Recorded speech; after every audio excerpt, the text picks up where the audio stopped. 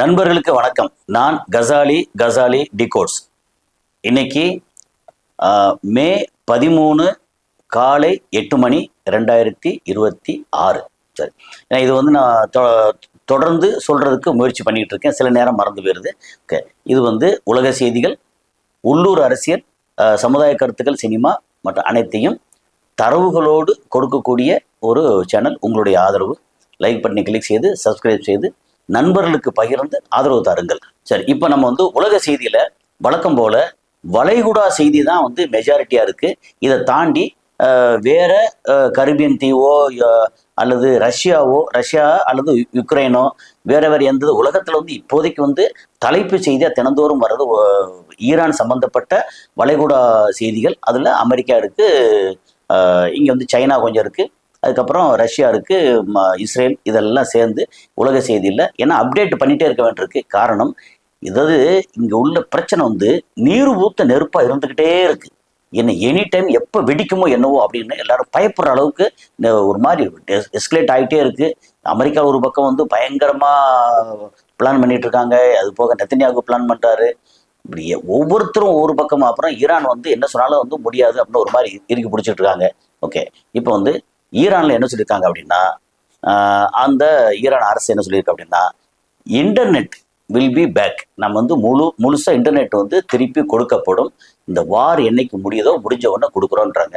வார் முடியணும். இப்போ நெத்தன்யாகு பார்வையில வார் முடியணும் அப்படின்னா மொத்த ஈரானும் தரைமட்டம் ஆகணும். சரி, இப்போ ஈரானோட பார்வையில எப்போ முடியணும் அப்படின்னா, இங்கே அமெரிக்கா தன்னோட கப்பல்கள் அப்புறம் அந்த தளத்தை எல்லாம் காலி பண்ணிட்டு கிளம்பி இந்த மிடில் ஈஸ்ட்டை விட்டு கிளம்பி போயிடணும். இப்போ அமெரிக்கா பார்வையில வார் எப்படி முடியணும்னா, ஈரான் தன்னிட்ட மண்டி போட்டு இந்த மாதிரி, ஐயா நான் வந்து தப்பு பண்ணிட்டோம், இனிமே நீங்க தான் வந்து உலகத்தின் ராஜா, அதனால நாங்க வந்து உங்களுக்கு கப்பம் கட்டுறதுக்கும் நீங்க வந்து என்ன சொன்னாலும் கேட்கறதுக்கும் தயாரா இருக்கோம் அப்படிங்கிறது அமெரிக்கா பார்வையில. சைனா பார்வையில் எப்படின்னா, இது ரெண்டு பக்கம் ஒரு மாதிரி அடிச்சு முடிச்சு சமாதானமாகி, சமாதானம் என்ன, அமெரிக்கா தோத்து வெளியே போயிடணும், நம்ம வந்து இந்த பக்கம் ஆயில் நிறைய வாங்கணும், நம்மளுடைய பொருட்களை பூரா இந்த ரூட்ல பெல்ட் அண்ட் சில்க் ரோடு இது எல்லாத்தையும் போட்டு நம்ம வந்து கொளிக்கணும் அப்படிங்கிறது சைனாவோட பார்வையில. அப்புறம் இந்த மாதிரி ரஷ்யாவோட பார்வையில எப்போ இந்த மாதிரி வார் முடிவுக்கு வரும் அப்படின்னா, அமெரிக்கா தோத்து போனதுக்கு அப்புறம் இந்த பக்கம் யுக்ரைனை போட்டு அடின்னு அடிச்சு நம்ம வந்து ஒரு மாதிரி வந்துடுவோம் அப்படின்னு ஒவ்வொருத்துக்கும் ஒரு பார்வை. இப்போ இந்தியாவோட பார்வை என்ன அப்படின்னா, இவங்க வந்து ஈரான் ஜெயிச்சா என்ன நடக்கும் அப்படின்னு ஒரு கால்குலேஷன், அமெரிக்கா ஜெயிச்சா என்ன நடக்கும் அப்படின்னு இன்னொரு கால்குலேஷன் அப்படின்னு நம்ம வந்து நடுவாந்தரமா இருக்கும், நடுவில் இருக்கும். இது வந்தா இது ஜெயிச்சாலும் சரி அது ஜெயிச்சாலும் சரி ஒரு மாதிரி நடுவில் இருக்கும். ஸோ இன்டர்நெட் எப்போ வரும் அப்படின்னா, வார் இந்த போர் முடிஞ்ச உடனே இன்டர்நெட் வரும் அப்படின்னு சொல்லியிருக்காங்க. சரி, இதுல முக்கியமா வந்து இஸ்ரேல்ல நெத்தன்யாகு வந்து அவர் திருவாய் மலர்ந்திருக்கிறார். ஓகே, என்ன சொல்லியிருக்கிறாரு, முஸ்தபா கமேனி வந்து உயிரோட தான் இருக்காரு, அது கன்ஃபார்ம் ஆயிடுச்சு. ஆனா நம்ம வந்து அவரையும் ஈரானையும் ரொம்ப அண்டர் எஸ்டிமேட் பண்ணிட்டோம் அப்படின்னு ரொம்ப வருத்தப்பட்டு அவர் ஸ்டேட்மெண்ட் கொடுத்துக்கிறார் அப்படிங்கிறது ரொம்ப முக்கியமான ஒரு செய்தியா பார்க்கப்படுது. ஓகே, அதுக்கப்புறம் அப்படியே அமெரிக்கா பக்கம் போனோம் அப்படின்னா, அங்க மக்கள்கிட்ட வந்து எடுப்பாங்க இல்லையா, டேட்டா எடுப்பாங்கல்ல, ஒப்பீனியன்ல எடுப்பாங்கல்ல. அப்போ ஒப்பீனியன்ல என்ன சொல்லியிருக்காங்க அப்படின்னா, இது வரைக்கும் அமெரிக்காவை ஆட்சி பண்ண ஜனாதிபதி பிரசிடென்ட்கள்லயே இருக்குல்ல ஒர்ஸ்ட் பிரசிடென்ட் ட்ரம்ப் தான். சரி, இது வந்து அங்கே இப்படி போய் கணக்கெடுத்து தான் தெரிஞ்சுக்கணும்னு அவசியமே இல்லை. யாரை கேட்டாலும் இப்போ நம்ம ஊரில் கூட இந்த மாதிரி ஜெனரலாக லேசாக அப்பப்போ செய்திகளை அல்லது வீட்டில் யாராவது யூடியூப் பார்த்துட்டு இருக்கும்போது உலக செய்தியை யாராவது பார்த்துக்கிட்டு இருந்தாங்கன்னா அதை தள்ளி நின்று கேட்கக்கூடிய குழந்தைகள் கூட சொல்லும், ட்ரம்ப் வந்து ஒர்ஸ்ட் பிரசிடென்ட் அப்படின்னு சொல்லணும். இதுக்கு வந்து இப்போ கைப்புண்ணுக்கு கண்ணாடி தேவையான்னு சொல்லுவாங்கல்ல, அது மாதிரி இதுக்கு வந்து மக்கள்கிட்ட போய் சர்வே எடுக்கணுமா, ஒன்றும் தேவையில்லை. சொன்னா ஒர்ஸ்ட் பிரசிடென்ட் யார், உலகத்தின் ஒர்ஸ்ட் பிரசிடென்ட் யார் அப்படின்னா ட்ரம்ப், உலகத்தின் ஒரு கிறுக்கு அதிபர் யார் அப்படின்னா ட்ரம்ப் வாங்க, உலகத்தின் கிரிமினல் அதிபர் யார் அப்படின்னா நெதன்யாகு அப்படின்னு சொல்லுவாங்க, பெஞ்சமின் நெதன்யாகு அப்படிம்பாங்க. இது வந்து எல்லாருக்கும் பேசி எல்லாருக்கும் தெரிஞ்ச ஒரு விஷயமாயிருச்சு. ஓகே, இப்போ திரும்பவும் இப்போ யுஏஇ அண்ட் இஸ்ரேல் அவங்களுடைய அந்த நண்பேண்டா அப்படின்ற அந்த ஒரு பாண்டிங் இருக்குல்ல, அது வந்து பயங்கர நெருக்கமா பயங்கர இதா இருக்கு. அப்படின்னா இப்போ மறுபடியும் அங்க அயன்டோம் அண்டு பேட்டரி, அது சம்மந்தப்பட்ட பேட்டரி. ஏன்னா பேட்டரி ஏன்னு சொல்றோம்னா, நம்ம சாதாரண யோசிக்கிற மாதிரி பேட்டரி இல்லை, அயன்டோமுக்கு யூஸ் பண்ணக்கூடிய பேட்டரி வந்து ரொம்ப ஹெவி பேட்டரி. அந்த பேட்டரி வந்து பயங்கர எக்ஸ்பென்சிவ். ஓகே, அந்த அயன்டோம் அண்ட் பேட்டரியை யுஏஇக்கு இஸ்ரேல் கொடுக்குறாங்க. அது சும்மா கொடுப்பாங்களா? இஸ்ரேல் எப்பேற்பட்ட ஆளு, இங்கேருந்து ஏதாவது இழுத்து பிடிச்சி உறிஞ்சினா மட்டும்தான் அவங்க ஏதாவது கொடுப்பாங்க. அப்போ யுஏஇ அங்கே, யுஏஇனா மொத்தத்துக்கு ஒரு பக்கம் ஃபைனான்ஸ் அண்ட் டூரிசம் அப்படிங்கிறது துபாயில் இருக்கு, இன்னொரு பக்கம் அபுதாபியில் ஆயில் இருக்கு. ரெண்டையுமே இஸ்ரேல் வந்து பயன்படுத்துறாங்க. ஏன்னா இப்ப இஸ்ரேலும் கிட்டத்தட்ட அதே நிலை தான். அங்க ஆயில் கிடையாது, டூரிசம் இருக்கட்டும் அல்லது ட்ரேடிங்கா இருக்கட்டும் அல்லது சாஃப்ட்வேர், மெடிசின் அப்படின்னு சொல்லி அவங்களோட வருமானமே இதை நம்பி. இப்ப அங்க வந்து நிறைய அடிபட்டுருச்சு. அப்ப என்ன யோசிக்கிறாங்கன்னா, இனி நம்ம நாடு வந்து கொஞ்சம் இஸ்ரேல் அடுத்து இந்த இடிஞ்சு போன இடிபாடெல்லாம் முடிஞ்சு கொஞ்சம் கன்ஸ்ட்ரக்ட் ஆகி வர்றது வரைக்கும் நம்ம யுஏஇ பயன்படுத்திக்கிறலாம், நம்ம டெக்னாலஜி பயங்கரமான நாங்க பிஸ்தாவாக்கும் அப்படின்னு சொல்லி நிறைய ஏமாத்து வேலை தான். அதாவது ஓரளவு அறிவாளிகள் தான், அப்பெல்லாம் ரொம்ப வந்து முட்டாள்கள், இஸ்ரேல்ல வந்து முட்டாள்கள் கிடையாது. ஆனா என்னமோ யூதர்கள் மட்டும்தான் உலகத்துல பெரிய அறிவாளியும், மற்றவங்க எல்லாம் வந்து முட்டாளு மாதிரி வந்து பேசிட்டு இருக்குல்ல, அது வந்து எப்படின்னா அவங்க இந்த மீடியா மூலமா, ஏன்னா மீடியா பூரா வந்து யூதர்கள் கையில் இருந்தது, மீடியா மூலமா கட்டமைச்சது. இப்போ பார்த்தீங்கன்னா இது வந்து நோபல் பிரைஸ் ஒரு 30-40% வந்து எல்லாம் யூதர்கள் தான் வாங்கியிருக்காங்க, அவங்க தான் அறிவாளி. அப்படி இல்லை. நோபல் பிரைஸ் வந்து சப்போஸ் இப்போ இந்தியாவில் ஒருத்தருக்கு வந்து ஏதாவது ஒரு ஐடியா பார்த்துருக்காரு, அவருக்கு வந்து எப்படி டாக்குமெண்ட் பண்ணணும், எப்படி எக்ஸ்போஸ் பண்ணணும் தெரியாது. அதை வந்து ஒரு யூதர் பார்த்து எப்போ இங்கொண்டா நான் பண்ணுறேன் அப்படின்னு சொல்லி அதை எடுத்துட்டு அப்படியே வந்து தாம் பேரில் வெளியிட்டது. இவருக்கு வந்து ஏதாவது கொஞ்சம் காசை கொடுத்து அமைக்க விட்டுட்டு அவர் பேரில் வெளியிட்டு நோபல் பிரைஸ் வரைக்கும் வாங்கிட வேண்டியது. இந்த மாதிரி அடுத்தவங்க உழைப்பை வந்து ஆட்டையை போட்டதில் நம்பர் 1 வந்து யூதர்கள். அதுக்கு நிறைய எக்ஸாம்பிள்ஸ் இருக்கு, அதை சொல்லலாம். ஈவன் தாமஸ் ஆல்வா எடிசன் வரைக்கும் எக்ஸாம்பிள் இருக்கு. ஓகே, ஸோ அந்த மாதிரி நிறைய விஷயங்களை சொல்லுவாங்களா. ஆனால் இப்போ யுஏஇ என்ன பண்றாங்க, அவங்க அந்த இஸ்ரேலோட ட்ராப்ல வந்து விழுந்துட்டாங்க. அது நல்லதுக்கா கெட்டதுக்கான்னு தெரியல. ஏன்னா எப்பவுமே காலம் மட்டும்தான் பதில் சொல்லும். நம்ம வந்து இப்போ பேசலாம் ஈரான் வந்து பயங்கர ஸ்ட்ராங்கா இருக்குன்னு சொல்லலாம், நாளைக்கே வந்து ஈரான்ல இதுக்கு எதிராக வேற மாதிரி ரொம்ப பெருசா வந்து ஈரானை போட்டு தாக்குறதுக்கு அல்லது அந்த அண்டர் கிரவுண்டை வந்து தாக்குறதுக்கு என்னவாவது நடக்கலாம். அல்லது ஈரான் வந்து ஓரளவு அந்த ரீஜன்ல வந்து ஸ்ட்ராங்கா இருக்கு, அமெரிக்கா தள்ளி நின்று பயங்கர ஸ்ட்ராங்கா இருக்கு அப்படின்னா நாளைக்கு அமெரிக்காவை போட்டு தாக்குற அளவுக்கு ஈரானுக்கு பலம் வரலாம். என்ன வேணாலும் நடக்கலாம், காலம் மட்டும்தான் நமக்கு வந்து இது பதில் சொல்லும் அப்படிங்கிறது. இப்போ நம்ம ட்ரம்ப் வர 13 to 15 மே மாதம் அங்கே வந்து சைனாவுக்கு விசிட் பண்ணுறாங்க அப்படிங்கிறத சைனா கன்ஃபார்ம் பண்ணியிருக்கு. விசிட் பண்ணி அவங்க வந்து சில ஒரு 4 அம்ச கோரிக்கை சைனா வைக்குது. அப்புறம் அவங்க ட்ரேடு என்னெல்லாம் பண்ணலான்னு சொல்லி பேச போகிறாங்க. என்ன பண்ண போகிறாங்க, ஆகுன்னா வந்து 500% நாங்கள் வந்து டாரிஃப் ஏற்றுவோம், டாக்ஸ் போடுவோம் அப்படின்னு சொல்லி தாட் போட்டு பேசினா நான் திருப்பி ஏற்றுவோம், என்விடியா தரமாட்டோம், இல்லை நாங்கள் மினரல்ஸ் ரேர் எர்த் மினரல்ஸை தரமாட்டோம்னு ஒரு சண்டை போட்டுருந்தாங்கல்ல. இப்போ சைனாவில் போய் விசிட் பண்ணி அப்புறம் வந்து என்ன சொல்றாரு, சைனாக்குள்ள இருக்கிற பிரச்சனை, அப்புறம் வந்து தைவான் சைனா பிரச்சனை இப்போ நான் தான் தீர்த்து வச்சேன், நோபல் பிரைஸ் கமிட்டி எனக்கு வந்து ஒழுங்கா பீஸுக்கு இதுக்கு வந்து நோபல் பிரைஸ் கொடுக்குறேன் இல்லையா அப்படின்னு நாளைக்கு கேட்கக்கூடும். ஏன்னா அவர் வந்து கடைசி சாகிறதுக்கு உள்ள, அதாவது நோபல் பரிசு வாங்கிட்டு சாகணும், அல்லது யாராவது நோபல் பரிசு வாங்கியிருந்தா கூட போய் திருடிட்டு கையில் வச்சாவது நான் சாகணும்னு நினைக்கிறாரு போல இருக்கு. ஸோ அந்த மாதிரி ஒரு ஆள் இப்போ 13 to 15, இப்போ நம்ம வந்து பேசிட்டு இருக்குது 13. ஸோ இன்னைக்கு 13, 14, 15 வந்து சைனாவோட விசிட்டு. ஓகே, இப்போ அப்பாஸ் ஆராய்ச்சி வந்து அவர் மாஸ்கோ போயிருக்காரு, அப்புறம் சைனா போயிருக்காரு, பாகிஸ்தான் போயிருக்காரு. அவர் என்ன சொல்லாரு, மாஸ்கோவுக்கு வந்து ஒரு சீக்ரெட் ஆயில் ரூட் ஒன்று கொடுத்துருக்காரு. என்ன நிறைய உட்காந்து டிஸ்கஸ் பண்ணிட்டு, சரி இனிமேல் இந்த ஹார்மோஸ் ஒரு பக்கம் இழுத்து வச்சுக்குவோம், நம்ம பொழப்பு வந்து நாரி போயிருமே. ஏன்னா ஈரான்லேயும் பயங்கரமான பிரச்சனை இருக்கு, வறுமை இருக்கு, பிரச்சனை இருக்கு. ஆனால் முன்னை விட வந்து தண்ணீருக்கு பிரச்சனை இல்லைங்கிறது மட்டும்தான் ஒரே ஒரு மிகப்பெரிய ஆறுதல். ஏன்னா எதிர்காலத்தில் தண்ணியை வச்சு விவசாயம் வந்துடும், குடி தண்ணி பிரச்சனை இல்லை. நீங்கள் வந்து தஜிகிஸ்தான் அங்கிருந்து வரக்கூடிய வாட்டர் பைப்பை நீங்கள் உடைச்சாலும் பரவாயில்ல, இங்கே லோக்கலில் தண்ணி இருக்குன்ற ஒரு நல்ல செய்தி ஈரானுக்கு.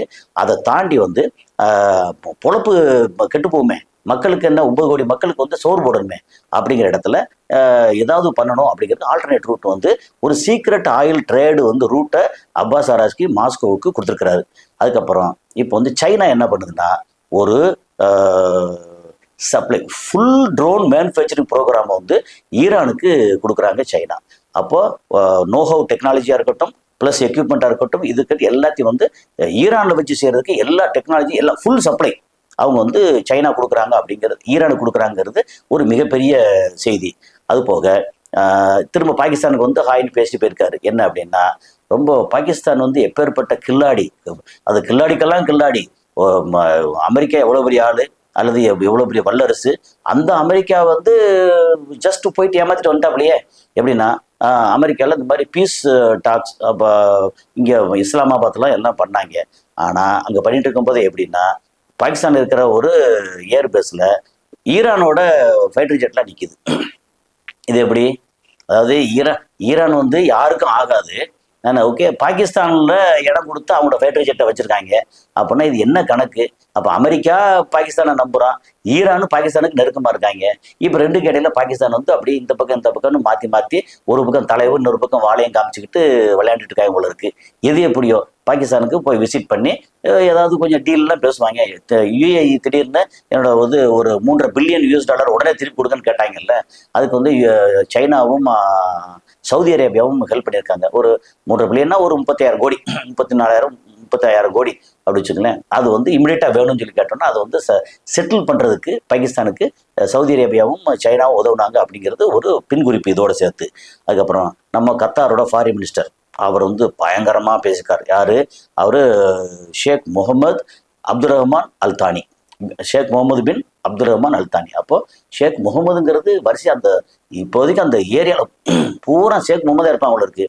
சவுதி அரேபியா முகமது பின் Salman, Abu Dhabi Mohammed bin Zayed, Dubai Mohammed பின் ராஷித், இவர் வந்து முகமது பின் அப்துல் ரஹ்மான்.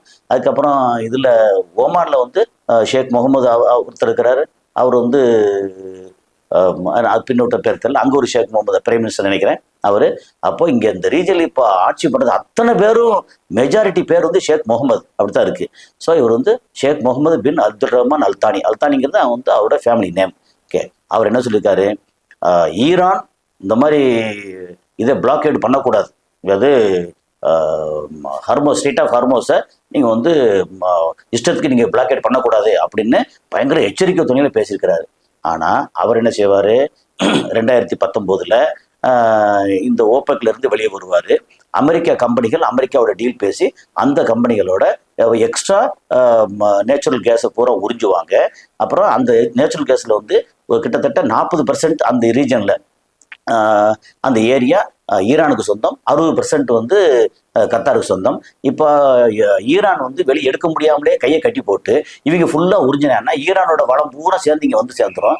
அப்போ நாங்கள் அத்தனையும் பண்ணுவோம், ஆனால் நீங்கள் வந்து இந்த மாதிரி ஹர்மோஸை வந்து இப்படி பிளாக்கேட் பண்ணக்கூடாது, நீங்கள் அதிகாரம் பண்ணக்கூடாது அப்படின்னு பயங்கர கோபமாக பேசியிருக்கிறாரு. நீ பேசு மாப்பிள்ள, நீ பேசு. நாளைக்கு வந்து ஈரான் என்ன செய்ய போகிறான்னு பாரு. அதாவது ஒரு சின்ன நாடு தான், நீ நல்லாரு, எல்லாருக்கும் வேலை வாய்ப்பு கொடுக்குற, இது செய்கிற எல்லாம் ஓகே தான். ஆனால் நீ வந்து அடுத்த நாட்டை மதிக்காமல் பக்கத்தில் வந்து அமெரிக்கா இந்த மாதிரி இறுக்கி கையை பிடிச்சி இறுக்கிட்டாங்கிறதுக்காக அவங்க அமெரிக்கா கூட சேர்ந்து வந்து ஜாலரா போட்டு அலைஞ்சிங்கல்ல. அங்கே வந்து இருக்கிறதுல அந்த ரீஜன்லேயே ஒரு மிகப்பெரிய தளம், 10,000 வீரர்களோடு அங்கே இருக்கிற மாதிரி மிகப்பெரிய தளத்தை கொடுத்தே இல்லை. அப்போ அடி வாங்கத்தான் செய்வேன். இப்போ வந்து பிளாக்கெட் முடிஞ்சு போச்சா, சோழி முடிஞ்சு போச்சு. ஏன்னா இதுக்கு வேற ரூட்டே கிடையாது. அதாவது கத்தார் வெளியே போறதுக்கு ரூட்டே கிடையாது. யுஏஇக்காவது ஃபுஜேரா போட்டிருக்கு. ஓமானுக்கு பிரச்சனை இல்லை, ஓமான் கல்ஃப் ஆஃப் ஓமான் வெளியில இருக்கு, அது பிரச்சனை இல்லை. ஆனா சவுதிக்கு வந்து நீங்க பாத்தீங்கன்னா அந்த பக்கம் செங்கடல் பக்கம் வழி இருக்கு. ஆனா கத்தாருக்கோ பஹ்ரைனுக்கோ குவைத்துக்கோ வேற வழியே இல்லை. அப்படின்ற இடத்துல நீ வந்து இப்போ புலம்ப ஆரம்பிச்சிருக்க, வந்து பிளாக்கெட் பண்ணக்கூடாது அப்படின்னு சொல்லி ஒரு ஸ்டேட்மெண்ட் கொடுத்துருக்க. அந்த ஸ்டேட்மெண்ட் எங்க காத்துல கரைஞ்ச ஸ்டேட்மெண்ட்டாக தான் இருக்கும் அப்படின்னு தோணுது. ஓகே, இப்போ வந்து இங்கே ஈரான் என்ன பண்ணியிருக்கு? சைனாவோட 4 பாயிண்ட் ஸ்டேட்மெண்ட் பீஸ் ப்ரொபோசல் வந்து கொடுத்துருக்காங்க சைனா. அதுக்கு ஈரான் ஒப்புதல் கொடுத்துருக்காங்க. எப்படின்னா இப்போ இன்னைக்கு நாளைக்கு மறுநாள் 3 நாள் இந்த இதில் ஒரு ட்ரம்ப் அங்கே இருப்பாங்க. ட்ரம்ப்புக்கு முன்னாடி இந்த ப்ரொபோசல் வைக்க போகிறாங்க. இந்த மாதிரி இங்கே பிரச்சனை இல்லாமல் போகணும் அப்படின்னா ஒரு 4 பாயிண்ட், இந்த 4 பாயிண்ட்டை ஈரான் ஒத்துக்கிட்டாங்க. நீங்க என்ன சொல்றீங்க அப்படின்னு ட்ரம்ப்கிட்ட கேட்டா அவர் என்ன சொல்லுவார்? இங்க ஒன்று பேசுவார், அப்புறம் சாயந்தரம் மாற்றி பேசுவாரான்னு தெரியாது. ஆனா சைனா வந்து ரொம்ப ஸ்ட்ராங்கா இறங்கி இந்த பீஸ் ப்ரொபோசல் பண்ண போறாங்க. அதுக்கு ஈரான் வந்து சம்மதம் சொல்லியிருக்காங்க. சரி, இது போக ரொம்ப முக்கியமா யுஏஇ அண்டு லேவன் ஐலாண்டை பத்தி முன்னாடி நம்ம பேசியிருக்கோம். லேவன் ஐலாண்டு யாருக்கு சொந்தம் அப்படின்னா ஈரானுக்கு சொந்தம். அந்த லேவன் ஐலாண்டு மேல சீக்கிரட்டா ஒரு மிசைல் அட்டாக்கு யுஏஇ பண்ணியிருக்காங்க. ஓகே, ஸோ யுஏஇ வந்து ஒரு கவுண்டர் ஸ்ட்ரைக், ஏன்னா இங்கே மேலே அடித்தாங்க இல்லையா, அதுக்கு counter strike UAE Lavan island மேலே பண்ணியிருக்காங்க. அது எப்படின்னா ஆயில் ரிஃபைனரி மேலே.